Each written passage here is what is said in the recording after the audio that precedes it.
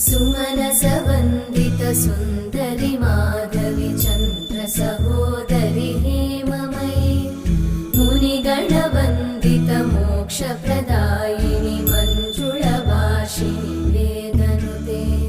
पङ्कजवासिनि देवसुपूजित सद्गुणवर्षिणि शान्ति